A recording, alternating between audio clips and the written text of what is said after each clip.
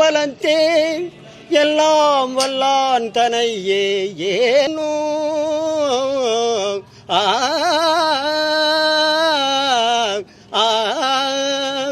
ஜாதி அவர் கையால் எடுக்கணும் கைப்பதி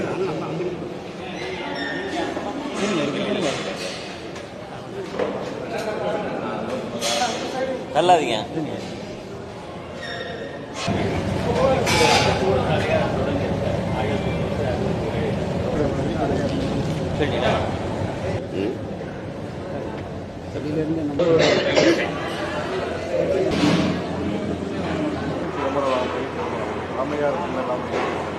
தந்தை கடவுளாக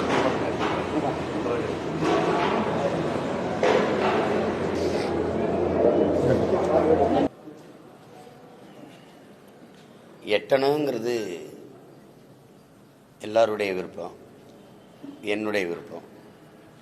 எட்டுமாங்கிறது ஒரு கேள்வி, அது பெருங்கேள்வியாக இருக்கும். ஏன்னா இது மாதிரி பல வினாக்கள் அப்படியே விடை இல்லாமல் இருக்குது. ஒவ்வொரு காலகட்டத்திலையும் இப்படி ஒரு கொடுந்துயரம் நிகழும், அதை எதிர்த்து நம்ம போராடுவோம்.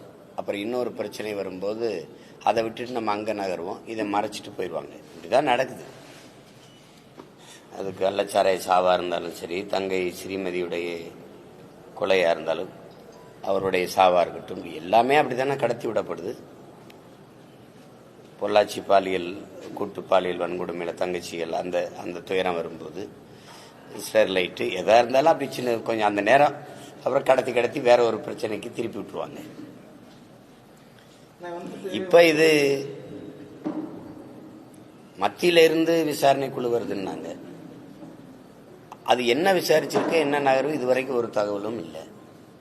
அது வந்தவங்க தங்கச்சி பாதிக்கப்பட்ட தங்கச்சியுடைய வாக்குமூலத்தை அதை முதல் தகவல் அறிக்கையை எழுதி வெளியிட்டுட்டாங்க. திருப்பி உங்களுக்கு தெரியும், அது வலைத்தளம் இந்த இணையதளம் பழுதாயிடுச்சு, ஏதோ ஒரு காரணம் சொல்றாங்க. அவருடைய குற்றவாளியினுடைய குற்றம் சாட்டப்பட்டவருடைய வாக்குமூலம் என்ன, அவர் எதுக்காக இப்படி பண்ணாரு, இது மாதிரி எவ்வளவு பண்ணிருக்காரு, என்ன அவர் பின்புலம், எந்த தகவலுமே இதுவரை வெளியில் வரலையே.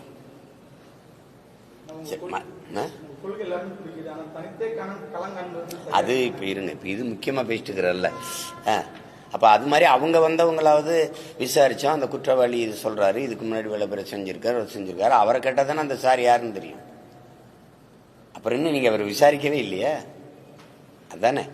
இப்ப அதனாலதான் இது ஒரு அப்படியே நீட்டிட்டு போகும்போது அது என்ன சொல்றது, ஒரு நகைச்சுவையா இருக்கு. யார் அந்த சார் எல்லாம் கேலியா பேசுற மாதிரி ஆயிடுது. அதுல இருக்கிற வலியும் வேதனையும் மறந்துட்டு அது கடந்து போற மாதிரி இருந்தது. இப்போ அதை விட தன்னெழுச்சியாக மக்கள் மதுரையில் மேலூரில் டங்ஷன் சுரங்கத்துக்கு எதிராக போராட தொடங்கிட்டாங்க. இப்போ அந்த பக்கம் திரும்புது கவனம். இவங்க வம்படியாக ஆளுநரை எதிர்த்து போராடுறோன்ட்டு, எதிர்த்து ஆளுநரை எதிர்த்து நாங்கள் போராடுறோம், நீங்கள் ஏன் போராடுறீங்க? வலிமையான அதிகாரத்தை வச்சிருக்கிறீங்க, 40 நாடாளுமன்ற உறுப்பினரை வச்சிருக்கிறீங்க. நாங்கள் வலிமையற்ற பிள்ளைகள் போராடுறோம், ஆளுநர் இப்போ செஞ்சது தவறுன்னு. நீங்கள் ஏன் போராடுறீங்க? நீங்கள் பேசுனா எல்லா நடவடிக்கையும் நடக்குது. 39 உறுப்பினர் வச்சிருந்தீங்க, இப்போ 40 கூட ஒன்று வச்சிருக்கீங்க. நாடாளுமன்றத்தில் பேசி இந்த ஆளுநருடைய செயல்பாடுகளை நீங்கள் கண்டிக்கலாம், அதை இது பண்ணலாம். அது இன்னும் இப்படிலாம் ஒன்றும் நடக்கலையே. இவங்க போராடுறதுங்கிறதே அந்த போராட்டத்தை திசை திருப்ப தானே, இந்த மாதிரி பிரச்சனையிலிருந்து தப்பித்துக்கிறது தானே, வேற என்ன காரணம் இருக்க முடியும்? ஆளுநர் உரையில சார் அவங்க திமுக சட்டம் ஒழுங்கு தமிழ்நாட்டில் திமுக ஆட்சி சட்டம் ஒழுங்கு மிக சிறப்பாக இருக்கு, போதைப் பொருள் இல்லாத மாநிலமாக இருக்குன்னு சொல்லிட்டு ஆளுநர் உரையை சபாநாயகர் படிக்கும்போது அது சட்டம். இப்போ உங்களுக்கான உரையை நீங்களே எழுதிக்கிறீங்கன்னா எப்படி எழுதுவிய? சட்டம் ஒழுங்கு கொஞ்சம் சீர்கட்டுருச்சு, எங்கு பார்த்தாலும் பள்ளி கல்லூரி வழிபாட்டு தலங்களில் கூட போதைப் பொருட்கள் விற்கப்படுது, 24 மணி நேரமும் மதுக்கடைகள் திறந்து இருக்குது. அப்படி ஏதாவது நீங்க எழுதி படிச்சிருவீங்களா? அவ்வளவு தூய உள்ளத்தோடு ஆட்சி செய்யறவங்களா ஆளுங்களா நீங்க? சொல்லுங்க. நீங்க எழுதி கொடுக்கறத அவர் படிக்கணும். அவர் பார்த்துட்டு என்னடா இது இவ்வளவு பொய் பேசணுமான்னு போயிட்டார். இப்ப இதே ஆளுநர் படிச்சிருந்தா நாங்கெல்லாம் என்ன நினைப்போம்? நல்ல ஆளுநர் அப்படிதான் வச்சிருப்போம். அவர் அதுக்கு திமுக சேர்ந்துடலான்னு தான் நினைப்போம். அப்ப அது இதை கேட்கும் போதே உங்களுக்கு ஒரு வேடிக்கை இருக்கிறதுனால தானே இந்த கேள்வியான்ட்ட எழுப்புறீங்க. சொல்லுங்க, உண்மையை சொல்லுங்க. என்னங்கம்மா, உங்களையே தாங்க முடியாம தானே என்ன இப்படிலாம் எழுதி வச்சிருக்காங்களே அப்படின்னு. எல்லாருக்கும் தெரியும், தெருவுக்கு தெரு மதுக்கடைகள் எங்கும் போதைப் பொருள்கள் விற்கப்படுது. குறிப்பா பள்ளி கல்லூரி வளாகங்கள்ல அதிகமா விற்கப்படுது. வழிபாட்டு தலங்களே விற்கப்படுது. விற்கப்படுதா இல்லையா அதை மட்டும் விற்கப்படுது. எல்லாருக்கும் கோபம் இருக்கு, தடுக்கிறதா யாருன்னு தெரியல. அப்ப அதை அவங்க அதெல்லாம் இல்லை, நாங்க நல்ல ஆட்சி கொடுக்குறோம் அப்படின்னு. அது முதல்ல 5000 பொங்கல்னாங்க, அப்புறம் 2500 அப்புறம் 1000 இப்ப 103 ரூபாய்க்கு வந்திருக்கு. வெறும் 3 ரூபாய்க்கு வர்றதுக்கு முன்னாடி நாங்க எந்திரிச்சு விழிச்சுக்கிறோம். இல்லைன்னா நெத்தியில 1 ரூபா பொட்டை வச்சு புதைச்சிட்டு போயிடலாம். இவ்வளவுதான் நடக்க போகுது.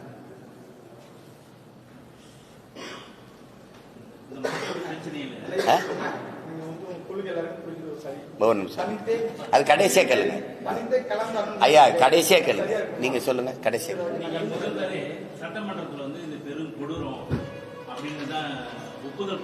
எது எது கொடூரம்?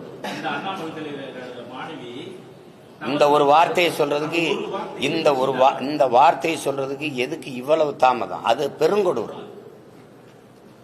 பெருங்கொடூரம் இல்லையா? உங்களுடைய செயல்பாடுகள் உயிரோடு இருக்கும்போது சோறு போடாம செத்த அப்புறம் பால் ஊத்துற கதை மாதிரி இருக்குது.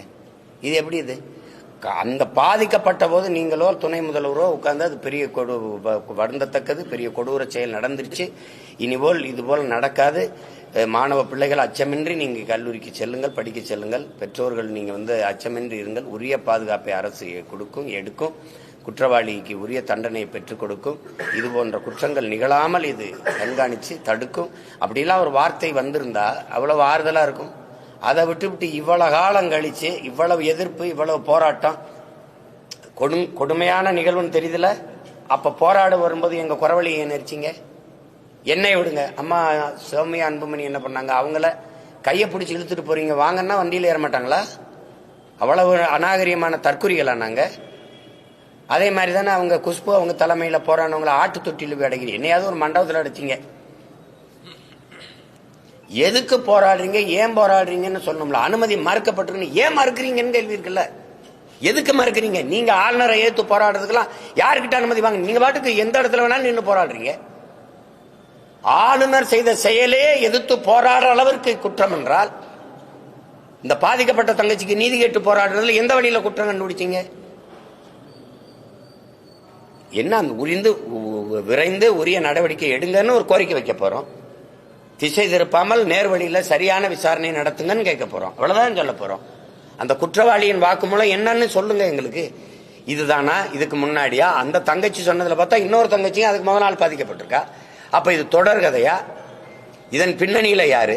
ஒரு கேள்விதானே. பிரியாணி விற்கிறவன், அவனுக்கு ஒரு பின்புலம் இல்லை, அவனால எப்படி இவ்வளவு பெரிய வளாகத்துக்குள்ள போய் இது போன்ற செயலில் ஈடுபட முடிஞ்சது? நீங்க அதிமேதைகள் ஒரு கேள்வி கேட்கிறீங்க. அந்நேரத்தில் எதுக்கு ஒரு பொத்தையில ஒரு பொம்பளை பிள்ளை போறா அப்படின்னு உங்களை எல்லாம் என்ன வச்சு எதை வச்சு அடிக்கலாம் சொல்லுங்க?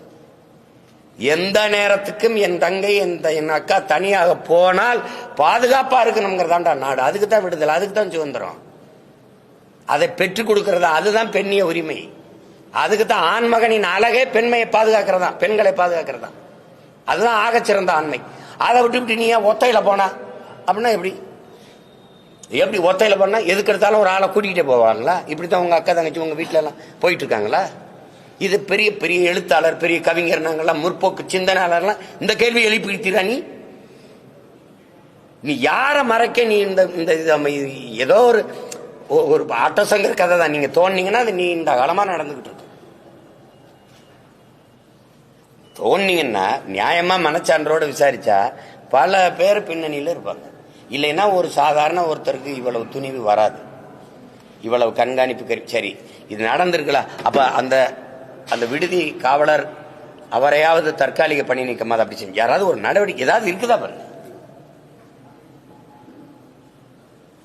ஒண்ணுமே இல்லை.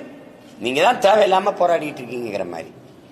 நீங்க போராட எங்களுக்கு அனுமதி மறுக்கிறது, வாயவை திறக்க விடாம கைது பண்ணி உள்ள அடைக்கிறதுலயே ஏதோ பிரச்சனை இருக்குதுன்னு எங்களுக்கு தெரியுது. அது எங்கள் சந்தேகங்களை பல மடங்கு கூடுதலாக்குது.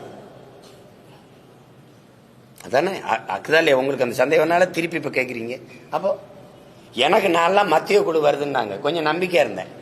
அவங்க வந்து ஏதோ அந்த குற்றவாளி குற்றம் சாட்டப்பட்ட நபரை கூப்பிட்டு விசாரிச்சு என்ன நடந்தது எது நடந்ததுன்னு நியாயமா அவரை விசாரிச்சா அவர் சொல்லிட போறாரு. அவரே சொல்லிடுவாரு யார் யாரு பின்புலம் நானாச்சி இலங்கை இவங்கெல்லாம் சம்பந்தப்பட்டவங்கன்னு. அவரை ஏன் நீங்க விசாரிக்கவே இல்லை? சரி, முன்னேற்றம் இருக்கு. நீங்க சொல்லுங்க, என்ன முன்னேற்றம் இருக்கு? சிரிக்காதீங்க. நீங்க முன்னேற்றம் இல்லைன்னு என்ன இல்லைன்னு சொல்ல நீங்க சொல்லுங்க, அதான் முன்னேற்றம் இருக்கா? அப்ப இல்ல தானே. இருந்தா நீங்க இந்த கேள்வியை வைக்க மாட்டீங்க. நான் இவ்வளவு நேரம் அதை பேசிக்க வேண்டிய அவசியம் இல்லை. நீங்க ஆம்ஸ்டாங் கொலை நடந்துருச்சு தெரியுது, வெட்டினவன் யாருன்னு கண்காணிப்பு கருவியில தெரியுது. அவனெல்லாம் வெட்டினீங்கல்ல, ஏன் வெட்டினா, எதுக்கு வெட்டினா என்னன்னு ஒரு வாக்குமூலத்தை வாங்கி வெளியிட்டு இருக்கீங்களா? இதுக்காக இந்த காரணத்துக்காக இந்த கொலை செய்யப்பட்டிருக்கு இல்ல. ஆனால் 3 பேரை இடையில கண்டதும் சுட உத்தரவு போட்டு என்கவுண்டர்ல கொன்னீங்கல்ல, ஏன் கொன்னீங்க? அவனுக்கு இந்த குற்றத்திற்கு என்ன சம்பந்தம்? சில பேரை நீங்க வாயை திறக்க விடாம தொண்டைக்குழிக்குள்ள தோட்டா வச்சு கொல்ல வேண்டிய அவசியம் ஏன் வருது? அப்ப யாரையோ பாதுகாக்க நீங்க இந்த வேலையை செய்றீங்க. இந்த 3 பேரை சுட்டதுக்கு காரணம் ஏதாவது அரசு சொல்லியிருக்கா? இல்ல இவர்கள் தான் அந்த கொலையை செஞ்சவர்கள் அப்படி இருக்கா? அவர்கள்ட்ட பெற்ற வாக்குமூலத்தை ஏதாவது நீங்க வெளியிட்டு இருக்கீங்களா? எதுக்கு சுட்டீங்க சொல்லுங்க. இதெல்லாம் எத்தனை நம்ம பாக்குறோம். அவர் வந்து இங்கே ஒரு கையில ஒரு கட்டு, இங்கே ஒரு கட்டு, இங்கே ஒரு கட்டு, அப்படி புதுசா மாவு கட்டை போட்டு அவர் ஏதோ மாமியார் வீட்டுல கால் நீட்டி சாப்பிடுவோம், அப்படி கட்டில் படுத்துருக்காப்ல. கழிவறையில வலிக்கு விழுந்தது, கை காலை உடைச்சு கட்டு போட்டதெல்லாம் நேத்து இன்னைக்கு அந்த நாடகம் நடக்குது. சொல்லுங்க, நீங்க சொல்லுங்க, எத்தனை நாடகத்தை இந்த நாடகம், பழைய நாடகம் அது.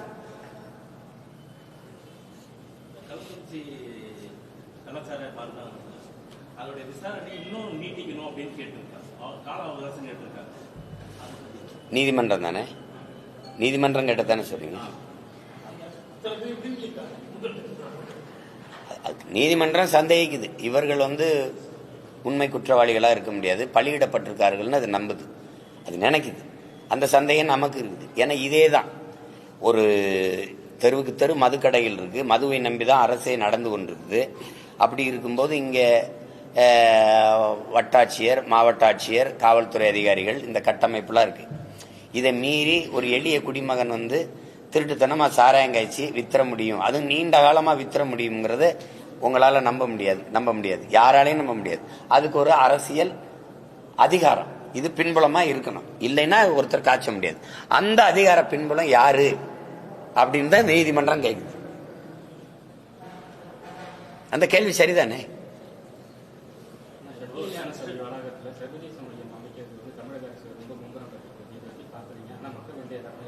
அது நிறைய இடத்துல மும்மரம் காட்டுது. அனல் மின் நிலையத்தை நீட்டிப்புல மும்மரம் காட்டுது. காட்டுப்பள்ளியில 6111 ஏக்கர்ல துறைமுகம் கட்டுவதில் முனைமம் காட்டுது. 5000 ஏக்கர்ல விண்ணூர்தி நிலையம் கட்டுவதில் முனைப்பு காட்டுது. அது எதுல காட்டல? எங்கெங்க காசு வருமோ அங்கெல்லாம் காட்டுது. அதுல ஒண்ணு இது வள்ளலார் பெருந்தகையினுடைய அந்த இடத்துல வந்து மக்கள் நின்று வழிபடுகிற பெருவெளியில வள்ளலார் ஆராய்ச்சி மையம், ஆய்வு மையம் கட்டுறோம். வள்ளலார் ஆய்வு மையத்தை, வள்ளலார் பெயர்ல பண்பாட்டு ஆய்வு மையத்தை நீங்க செய்யறதில்ல. இங்க இருக்கிற யாருக்கும் மாற்று கருத்து இருக்க முடியாது. மகிழ்ச்சி தான், பெருமை தான் செய்யுங்க. ஆனால் அந்த இடத்த விட்டுருங்கிற அது லட்சக்கணக்கான என் மக்கள், 10 லட்சத்துக்கு குறையாத என் மக்கள் பல ஆண்டுகளா நின்று வழிபடுகிற ஒரு வழிபாட்டு பெருவெளி அது. அது வந்து அந்த இடத்த நீங்க தொடாதீங்க. ஆய்வு மையத்தை அங்கேதான் நடத்தணுமா? வேற இடத்துல நீங்க கட்டலாம்ல. அவர் பிறந்த இடத்துல போய் கட்டலாம். இல்ல இது தண்ணி வேற இடத்துல ஒரு 100 ஏக்கர் 200 ஏக்கர் 2000 ஏக்கரோட கட்டுங்க, எங்களுக்கு ஒண்ணும் இல்லை. அந்த இடம் மக்கள் நின்று வழிபடுகிற இடம். மக்களுடைய குரல் என்ன? வேண்டாம்னா இல்ல, இந்த இடம் வேண்டாம்ங்கிறாங்க. இப்ப தைப்பூசத்துக்கு பல லட்சக்கணக்கான மக்கள் நின்று வழிபடுவாங்க. அதுக்கான இடம் அதுல இருக்கா? எதுக்கு நீ அவசரமா தோண்டி? நாங்க கேட்ட எதையாவது இந்த அரசு செஞ்சிருக்கா? எதையாவது செஞ்சிருக்கான். மீத்தேன் வேண்டாம்னா தோண்டுவேன். இதை தோண்டும் பண்ணாங்க. ஏரி குளங்களை ஆழப்படுத்தி தோண்டும் மூடுவேன். உன்னை வச்சுக்கிட்டு என்ன பண்ண, எதையாவது ஒண்ணு மக்கள் இந்த ஏர்போர்ட் சரியில்லை, வசதியான ஏர்போர்ட் வேணும்னு ஒரு பயணி அந்த ஏர்போர்ட் வாசல் நின்று போராடினீங்க பாத்தீங்களா? இல்ல. கோயம்பேடு பஸ் ஸ்டாண்டு சரியில்லை, எங்களுக்கு வசதியான பேருந்து நிலையம் வேணும்னு ஒரு பயணி உட்கார்ந்து அந்த பேருந்து நிலையத்தில் போராடி குரல் எழுப்பினீங்க பாத்தீங்களா? அப்புறம் அங்க 400 கோடிக்கு அந்த கிளாம்பாக்கத்தில் போய் கட்டினேன். அது உங்களுக்கு தெரியுமா? இங்கிருந்து 2 மணி நேரம் போகணும் சென்னையில இருந்து. இப்ப தலைநகர் சென்னையில பேருந்து நிலையம் இல்லை தெரியுமில உங்களுக்கு? நான் எங்கிருந்து வந்து இறங்கினாலும் அங்கிருந்து வர கிளாம்பாக்கத்துக்கு 1000, எங்க ஊர்ல இருந்து வர கிளாம்பாக்கத்துல இருந்து சென்னைக்கு வர ஒரு 1000. இந்த மாதிரி அறிவார்ந்த ஆட்களை எங்கேயாவது நீ பாத்திருக்கியா? எது ஒன்னாவது நாங்க கேட்டதை செஞ்சிருக்கியா? 1000 ரூபாய் கேட்டு குடும்ப தலைவிக்கு 1000 கொடுங்கன்னு எந்த எங்க அம்மா பெரியம்மா வீதியில நின்னாங்க? 1000 ரூபாய் கொடுங்கன்னு கல்லூரிக்கு போய் படிக்க போற எந்த எங்க அக்கா தங்கச்சி வீதியில நின்னாங்க? 1000 ரூபாய் கொடுங்கன்னு எந்த என் தம்பி தமிழ் மகன் ரூபா கொடுங்கன்னு கேட்டான்? ஒண்ணு இல்ல. நல்ல கல்வியை கொடு, படிச்சுட்டு வந்தா வேலை கொடு, இதான் கேட்கிறான். அதை கொடுக்கல. இது வேண்டாம்ங்கிற இங்க போய் பெருவெளியை தோண்டி இங்கதான் ஆராய்ச்சி மையம் கட்டுவோங்கிற. நீ கட்டு, வேணான்னு சொல்ல, வேற இடத்துல கட்டு.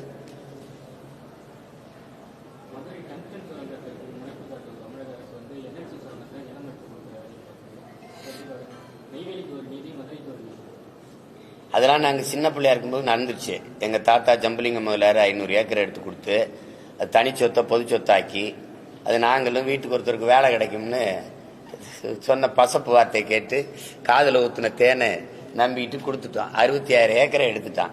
இனிமே 1/2 ஏக்கரை எடுத்துற சொல்லுங்க, அப்புறம் பேசுவோம். 1/2 ஏக்கரை நீ எடுத்து கழிக்கணும். நாங்க வந்து 3 போடா, என் தாயின் ஈரக்குலையை நோண்டாத, என் தாய் மடியை வந்து நோண்டாத, வெளியில போன்றோம். நீ மின்சாரத்துக்கு என்ன பண்ண? அதான் இருக்க 66 ஏக்கர்ல காற்றாலை போடுறேன், சூரிய ஒளியில மின் தகடு போடுறேன், 65,000 ஏக்கர்ல மின் பூங்கா அமைக்கிறேன் சூரிய ஒளியில.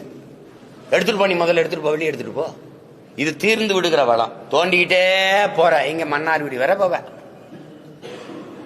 என் வாழ்விடத்தை விட்டுட்டு சொந்த நாட்டுக்குள்ள நான் அகதியா போயிட்டு இருக்கணும். நீ விசா வெளிச்சத்தை போட்டு உட்கார்ந்துருப்பேன். அதெல்லாம் கொஞ்ச நாளைக்கு தான் நம்பி ஆடுறது. மக்களுக்கென்று படை இல்லை என்றால் மக்களுக்கென்று எதுவும் இல்லை. மாசத்துன்னு சொன்னது. மக்களுக்கென்று இன்று ஒரு படை இருக்கு. நீ ஒன்னும் பண்ண முடியாது. நீ பெருவழியில நீ கட்டிரு பார்ப்போம், இல்ல டங்ஸ்டன் சுரங்கம் தான் தோண்டிரு, இல்ல இப்ப 26 ஏக்கர் எடுக்கிறதுக்கு திட்டம் போட்டிருக்க, எடுத்துட்டு பார்ப்போம். எடுக்க முடியாது. அதான் அன்னைக்கு எங்களுக்கு ஒன்றும் தெரியல. நாங்க வேலை கிடைக்குது அது கிடைக்குது கொடுத்துட்டு எதை ஏமாந்து விட்டோம். இப்ப கேட்கறதுக்கு பதில் சொல்லு. எனக்கு எதுக்கு? நான் தான் அந்த பெருவெளியை விட்டுட்டு வேற இடத்துல கட்டுங்கிறேன். டங்ஷன் அதெல்லாம் வேணான்ற. தம்பி, எங்க முன்னோர்கள் இந்த நிலத்துல ஒருபடி மண்ணை ஊரான் தொடக்கூடாதுன்னு தான் போராடி தூக்குல தொங்கினான், செக்குல தான் செத்தான். அவன் வாரிசுகள் நாங்க. என் நிலத்தை எந்த வடிவத்திலும் என் நிலத்தின் வளத்தையோ கெடுக்கவோ என் மக்களின் நலத்தை கெடுக்கவோ நாங்க ஒரு காலத்துல அனுமதிக்க முடியாது. அப்படி ஒரு வளர்ச்சி தேவையில்லை. வளர்ச்சிக்கு எதிரானவன், ஆமா எதிரானவன் போ. முதல்ல வளர்ச்சி எதுன்னு பேசுவோம் வா. வளர்ச்சி எது? முதலாளிகளின் வருவாய் பெருக்கத்துக்கான கட்டமைப்பே நீ வளர்ச்சின்னு பேசிட்டு இருக்கிற. நீ வயிறு நிறைய நீ பசிய போட்டுட்டு வயிறு பூரா பத்தி எரியுது பசி. நீ வானூர்தியில பறக்கிறத பத்தியே யோசிச்சுட்டு இருக்க. என் விளைநிலங்களை எடுத்துட்டு விண்ணூர்தி கட்டுற. விண்ணூர்தியில போறவனுக்கு சோறு யாரு கொடுப்பா? புவியில இருந்து தானே போகணும். கார்ல போறவனை பத்தி கவலைப்படுற. 8 வழிச்சாலை கார்ல போறவனுக்கு நீரும் சோறு எவன் கொடுப்பான்? விவசாயி தானே கொடுக்கணும். அதையும் கொஞ்சம் யோசிங்க. தேவையற்ற போராட்டங்களை எங்கள் மீது திணிக்கிறீங்க. போராடுற எங்களை சமூக விரோதிகள், நகர்ப்புற நக்சல்கள், பாசிஸ்டுகள், செப்பரேட்டிஸ்டுகள் இதெல்லாம் குற்றச்சாட்டுகள் வச்சு வழக்கு போடுறீங்க. இந்த பெருவெளிக்கு எங்க மூதாதை வள்ளுவ பெருமானார் இருக்கும்போது இடம் கொடுத்த மேல நீ வழக்கு போட்டிருக்க 20 பேர் மேல. இதெல்லாம் கொடுமை இல்லையா? இதுதான் அரசு ஆக்கிரமிப்புங்கிறது. நீ புதுசா எனக்கு இடம் தரல, இருந்த இடத்த நீ எதுக்கு ஆக்கிரமிக்கிற?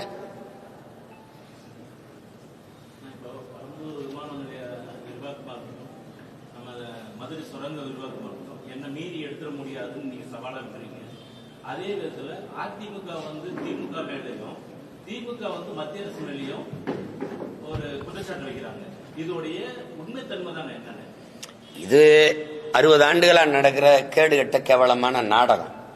அந்த நாடகத்தை எங்கள் தாத்தா பார்த்து, எங்கள் அப்பா பார்த்து, எங்கள் சித்தப்பன் பெரியப்பன் மாமச்செல்லாம் பார்த்து இதாயிடுச்சு. இப்போ நவீன டிஜிட்டல் சினிமா வந்துருச்சு. அதுவும் உள்ளங்கையில் உலகம் இருக்குது. அந்த தலைமுறை பிள்ளைகள் நாங்கள். நீ எடுத்திருந்தா நான் சொல்கிறேன், நீ நான் ஒன்றும் இல்லை. என்கிட்ட ஒரு எம்எல்ஏ இருக்கானா, எம்பி இருக்கானா? இல்லைல்ல, நான் ஒரு பதவியும் இல்லைல்ல. நீ தான் எடுத்திருந்தானே பார்க்க நான் சொல்கிறேன். அது நாடகம் சும்மா மாறி மாறி. எங்கள் ஊரில் எரிஞ்ச கட்சி ஏரியாவில் வில்லு பாட்டு இங்கிட்டு ஒரு அம்மா பாடும், இங்கிட்டு ஒரு பாட்டு பாடும். எங்கள் ஊரில் குழாடி சண்டை, தெருச்சண்டை எல்லாம் பார்த்துருக்கீங்களா? எப்படி போடுவாங்கன்னு நான் சொல்கிறேன் பாருங்க. நான் வந்து திண்ணையில் உட்காந்து படிச்சுக்கிட்டு இருக்கேம்மா. இந்த எழுத்து விட்டு அத்தையும் இந்த வீட்டு அத்தையும் சண்டை போடுவான். ஆடியை வாங்கி குடிச்ச சிரிக்கி, எந்த வருஷம் இல்லாமல் இந்த வருஷம் 4 காணி விளைஞ்சிட்டு தாண்டி உனக்கு இப்படி எடுத்துக்கிட்டு அடிக்குதுன்னு இந்த அத்தை பேசுவான். இவ கேட்டியாளா கதைய? நான் தான் சட்டி ஏந்திக்கிட்டு சம்மணத்தை போட்டு வீட்டு வாசல் உட்காந்துருக்கேனா, சம்பா விளைஞ்சி சாஞ்ச கிடக்கு உம்பார் இல்லாம ஊர்க்குருவி திங்குது. இவ வீட்டுல நான் போய் சட்டி ஏந்திக்கிட்டு நிக்கிறேன். இவ என்ன வார்த்தை பேசுறா பாத்துங்க. அப்படி சண்டை போடுவாங்க. எது அருமையா இருக்கடான்னு. இந்த தெருச்சண்டை தான் டிஎம்கே ஏடிஎம்கே 60 ஆண்டுகளா போடுது. இது அண்ணா பல்கலைக்கழக மாணவிங்க, நீ பொள்ளாச்சி பாலியல் வன்கொடுமைங்க, நீ இந்த ஸ்டெர்லைட் கொலை, நீ இந்த பார் கொடநாடு கொலைங்க. என்ன நாங்க இந்த குரங்கு அப்பம் பிரிச்ச கதை தான். இங்கிட்டு இப்படி பார்த்துட்டே இருக்க வேண்டியதான். நாங்க இந்த வேடிக்கை எத்தனை காலத்து பாக்குறது? இப்ப நீங்களே சொன்னீங்க நம்ம கிட்ட ஒரு எம்எல்ஏ கூட இல்ல அப்படின்றீங்க. அந்த எம்எல்ஏ பெறுவதற்கான கூட்டணியை நீங்க அமைப்பீங்களா, இல்ல ஏதாவது ஒரு கூட்டணி வைக்க? ஆனா இது வரைக்கும் உங்க வாயிலிருந்து நாங்க ஒரு கூட்டணியில சேர போறோம்னு சொல்லல. ஆனா உங்க தலைமையில் ஏதாவது ஒரு கூட்டணி சேர போறது இல்ல, நல்ல சேர போறது இல்லைன்னு சொல்லல. இல்ல இப்ப நீங்க நான் சொல்றேன்ல, இப்ப ஜெயிச்சு எத்தனை பேர் உள்ள இருக்காங்க? யாரையாவது ஒருத்தரை எங்க எடுக்க சொல்லு பார்ப்போம், எங்க அதை வெட்டிற சொல்லு பார்ப்போம், இதை கட்டிற சொல்லு பார்ப்போம்னு சொல்லுங்க பார்ப்போம். முடியல. அப்ப சொல்றதுக்கு ஒருத்தன் வேணும்ல, ஒரு வீரன் வேணும்ல. பிரபாகரன் மகன் ஒருத்தனால தான் செய்ய முடியும். தொடரா பார்ப்போம் அப்படின்னு. ஏன்னா இவங்க எல்லாம் இந்த கூட்டணின்னு போனவொடனே அவன் உட்கார வச்சு குறவழி பிடிச்சுக்கிறான். யாரு திராவிட திருடர்கள் கையெழுத்தை போட்டு டங்ஷன் எடுத்துக்க, மீத்தேன் எடுத்துக்க, ஈத்தேன் எடுத்துக்க கையெழுத்து போட்டவங்களாம் கூட ஒத்த சீட்டு 2 சீட்டை கொடுத்து முடிச்சுக்கிறான். கூட கூட்டணியிலிருந்து ஜெயிச்சு உள்ள போனாங்கல்ல, எது ஒன்றுக்கு குரல் கொடுக்க முடியுது? அண்ணா பல்கலைக்கழக மாணவிக்கு பாலியல் துன்புறுத்தலுக்கே பேச முடியுது.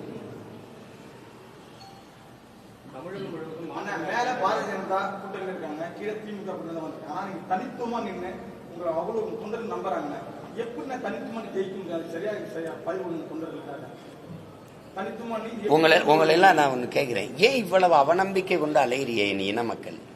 இந்தியாவிலே பெரிய கூட்டணி வச்சிருக்கிற ஒரு கட்சி நான் தான். நீங்க என்னை ஆழ்ந்து கவனிங்க. என்ன திமிர்ல நிக்கிறானா, என்னையை பெற்றவர்கள், என் உடன் பிறந்தார்கள், என் இன சொந்தங்கள் என்னை கைவிட்டு விட மாட்டார்கள் நம்பிக்கை தான். நீங்க இங்க பாருங்க, தான் பிறந்த இனத்தோடு இணைந்து தேர்தல் களத்தில் நிற்கிறவன் எந்த கூட்டணியும் பற்றி கவலைப்பட மாட்டான். 8 கோடி மக்களோடு சேர்ந்து அந்த மக்களிடமிருந்து மக்களுக்காக வந்த ஒரு மகன், அந்த மக்களை முழுமையாக நம்பி நேசித்து களத்தில் நிற்கிற ஒரே அரசியல் கட்சி நாங்க தான். நான் எதுக்கு இந்த கட்சி நான் தலைவர்களை நம்பி வராங்களே, தமிழர்களை தமிழ் தலைமுறை தம்பி தங்கையில நம்பி வந்தவனா. தலைவர்களை இயக்கங்களை இணைக்க இல்லை, தமிழர்களை இணைக்க வந்த இயக்கம். நான் எதுக்கு போய் இவங்களோட போய் சேரணும்? இப்ப நான் ஒரு கூட்டணி வச்சாதான் எனக்கு ஓட்டு போடுவேன்னு சொன்ன மக்கள் யாரு? அரவிந்த் கெஜ்ரிவால் தனிச்சு நின்று பஞ்சாப்லயும் டெல்லியிலும் ஜெயிக்க முடியும், சீமான் ஜெயிக்க முடியாது. இது ஏன் இதையே சொல்லிட்டு இருக்கீங்க? முடியாதுன்னு நீங்க சொல்றீங்க இல்லையா, அதனாலேயே நான் நிகழ்த்தி காட்டணும்னு நினைக்கிறேன், முடியும்னு சாதிச்சு காட்டணும்னு நினைக்கிறேன். நீங்க இன்னைக்கு இல்ல நாளைக்கு இல்ல, ஒரு நாள் நீங்க செஞ்சுட்டீங்க அப்படின்னு சொல்ற காலத்தை நான் உருவாக்கலன்னா பாருங்க.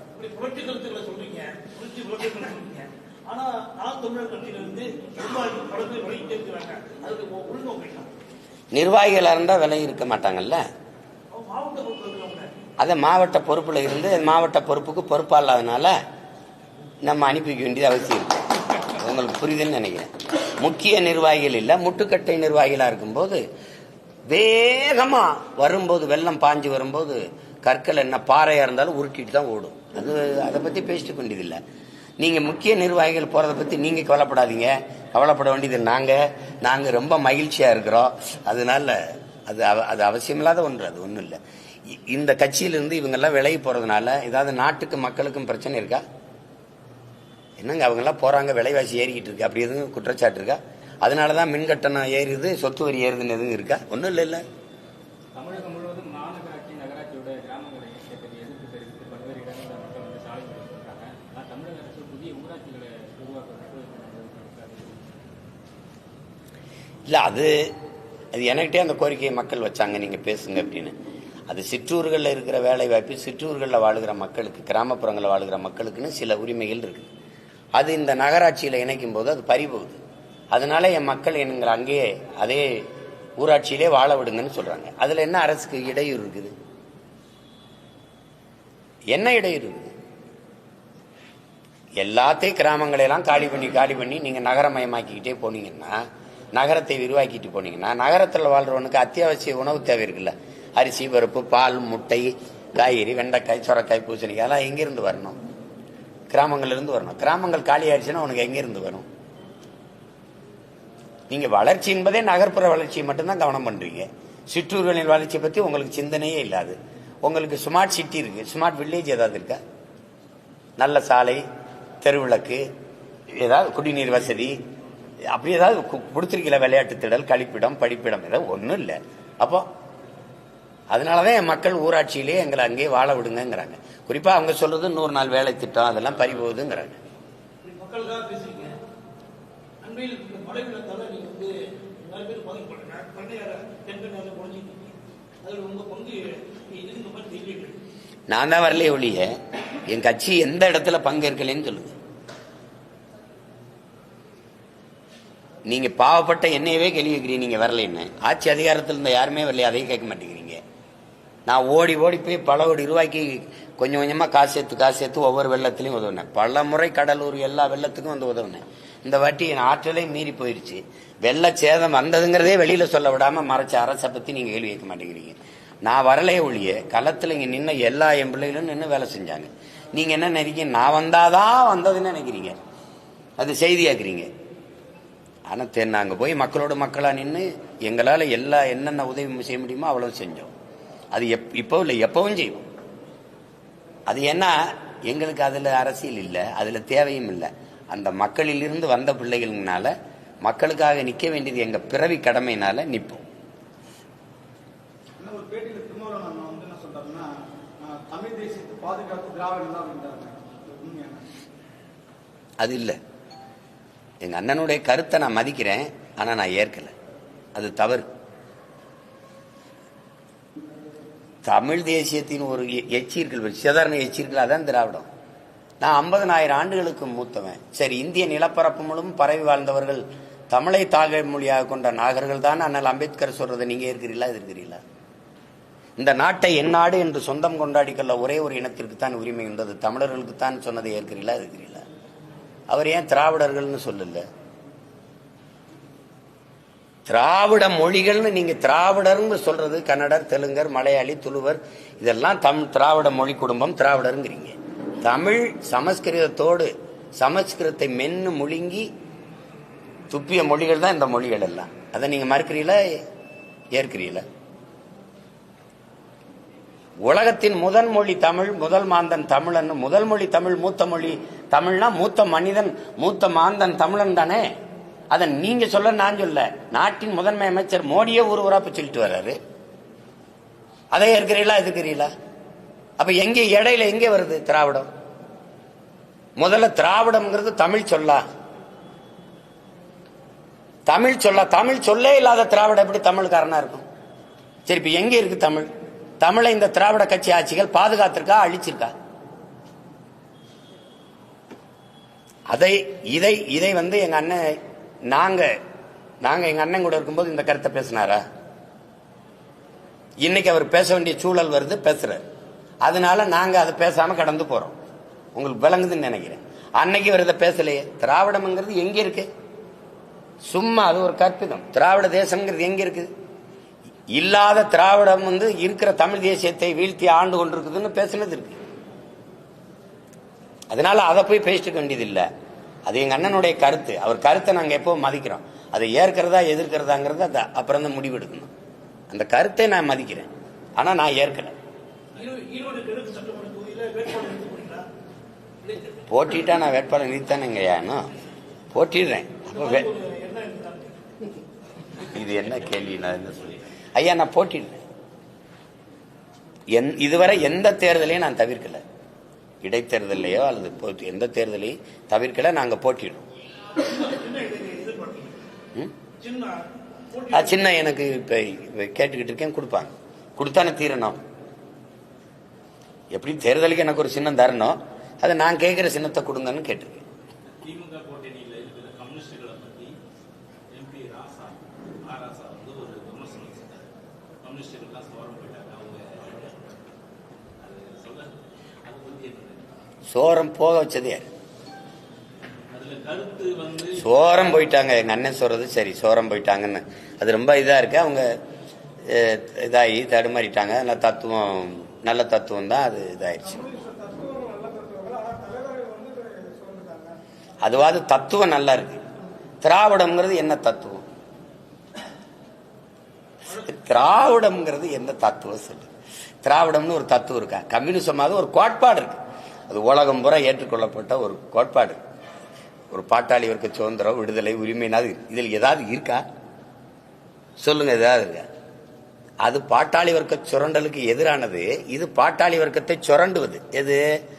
இந்த திராவிடம். கம்யூனிச கம்யூனிசத்தை சித்தாந்தத்தை வச்சிருந்த தலைவர்களை தடுமாற வச்சு அவர்களை தன்னோட வச்சு அவங்களை நீர்க்கடிக்கச்சது எது? நீங்க தான். 90 இடம் வச்சு எதிர்கட்சியா இருந்தது. சிவானந்தம், ராமமூர்த்தி போன்ற மிகப்பெரிய தலைவர்கள் இருந்தது. இந்த நாட்டில் சிங்காரவேலர்னு ஒரு தலைமை இருந்து கொண்டு வந்த தத்துவத்தை 12 சீட்டு யாரு? ஐயா கருணாநிதி, அம்மா ஜெயலலிதா இவங்கெல்லாம் இருக்கும்போது 12 சீட்டு வாங்கி நின்றவங்கள இவங்க 6 சீட்டுக்கு குறுக்குனது யாரு? சரி, கம்யூனிஸ்ட தத்துவம் சரிங்க, அந்த தத்துவத்தை தூக்கிட்டு வந்த தலைவர்கள் சரியில்லைங்க, சரி விட்டு. திராவிடம்ங்கிற தத்துவம் என்ன? அந்த தத்துவத்தை கொண்டு வர்றதுக்கு சரியான தலைவர்கள் வந்துட்டாருன்னு யார்? ஐயா ஸ்டாலின், தம்பி உதயநிதி எல்லாம் அண்ணன் சொல்றாரு. அதெல்லாம் ஏற்க தெரியல. என்ன தத்துவம்னே தெரியல. சரி, உங்க தத்துவம் உயிர்ப்பட இருக்குல்ல, உங்க திராவிட தத்துவம் உயிர்ப்பட இருக்குல்ல. ஓட்டுக்கு காசு கொடுக்காம ஓட்டு வாங்க முடியுமா? உங்க தத்துவத்தை பேசும்போது, உங்க தத்துவத்தின் தலைமகன் பிதாமகன் பெரியார் ஐயா பற்றி பேசும்போது காசு கொடுக்காம கூட்டம் வருமா? உங்க திராவிட சித்தாந்தத்துக்கு ஓட்டு போடுறானா, உங்க தத்துவத்துக்கு ஓட்டு போடுக்கிறானா? நீங்க கொடுக்கிற அற்ப சலுகைகள் 1000, 500, 2000, 3000 இந்த காசுக்கு ஓட்டு போடுறானா? ஓட்டுக்கு காசு கொடுக்க வேண்டிய நிலைமை தத்துவம் நேர்மையா சரியா உயிர் போட இருந்தா ஏன் வருது? தத்துவத்தை தாங்கி நிற்கிற தலைவர் பேசும்போது கூட்டம் வர மாட்டேங்குது. ஒரு வெளிப்படையான ஒரு சவால் விடுவான். எளிய மகன் நான் ஒரு இடத்தை குறிப்பான், நான் பேசுறேன், அதே இடத்துல ஐயா ஸ்டாலின் பேசணும். ஆனால் கட்சிக்காரன் தான் காசு கொடுக்காம கூட்டி விடணும். யாருக்கு கூட்டம் வருதுன்னு பார்ப்போம். செத்து போச்சு, செத்து போச்சு. தமிழ் தேசியம் வளர்ந்து உச்சத்தை தொடல, எழுச்சி வரும்போதே நீ தடுமாறிட்ட. அது கண்ணு முடிச்சோடனே நீ கலங்கிட்ட. நீ இன்னொரு 2-3 ஆண்டு கழிச்சு ஏதாவது பேசுறதுக்கு இருக்கலான்னு பார்ப்போம். தத்துவம் இது திராவிடம்ங்கிற ஒரு சித்தாந்தமா சொல்லுங்க, சித்தாந்தமா? அந்த சித்தாந்தம் திராவிடம் என்றால் என்ன? அந்த சித்தாந்தத்தை விளக்கி யாராவது பேசுங்க. எங்க அண்ணன் ஆராசா அல்லது அந்த தத்துவத்தை பெரிய எடுத்து தலைமை தலகர்த்தாக்கள் பேசுங்க. ஆனா கம்யூனிசம்னா என்னன்னு பேசுறதுக்கு மணிக்கணக்கா இல்ல, நாள் கணக்கா பேசுறது கோட்பாடு. அப்புறம் தத்துவம் தடுமாறிடுச்சுங்க. தத்துவத்தை கொண்டு வந்த தலைவன் தடுமாறிட்டான். ஆனா ஒற்றை தலைவன் உயிரோடு இருக்கான். எங்க அப்பன் நல்ல கண்ணு. அவன் இந்த இந்திய நிலப்பரப்புலேயே ஆகச்சிறந்த தலைவன் ஒருத்தன், கம்யூனிஸ்ட் தாங்கி பிடிச்ச தலைவன் இருக்கான். தலைவர்களை நீர்க்கடிச்சு அவங்கள உங்களுக்கு கீழே வச்சு உட்கார வச்சது நீங்க தான். 2 சீட்டு 3 சீட்டுக்கு நிக்க வச்சு அவர்கள் போர்க்குணத்தை போட்டு மழுங்கடிச்சு இன்னைக்கு நீங்களே அவங்கள பேசுறீங்க. அதுக்கு மேல நாங்க இடைத்தேர்தல்ல அந்த கூட்டணி ஆதரிப்போம்னு சொல்றது செய்ய என்ன பண்றது?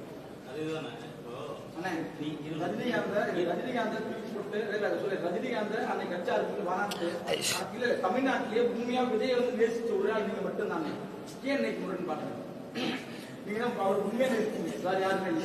அண்ணன் தம்பிங்கிறதெல்லாம் பாச நேசம்லாம் வேற, கொள்கை கோட்பாடு முரண் வேற. நீங்க இவ்வளவு சண்டை நடந்துக்கிறது திருப்பி மறுபடியும் பெரியார கொள்கை வெளியாட்டினா எந்த இடத்துல கொள்கை வெளியாட்டின்னு கேட்க வேண்டியது இருக்குல்ல. ஒரு கேள்வி தானே தம்பி, உலகத்துல மொழியில் இருந்தா எல்லாமே பிறகுது. நான் அந்த மொழியை பேசுறதுனால தான் நான் தமிழன்.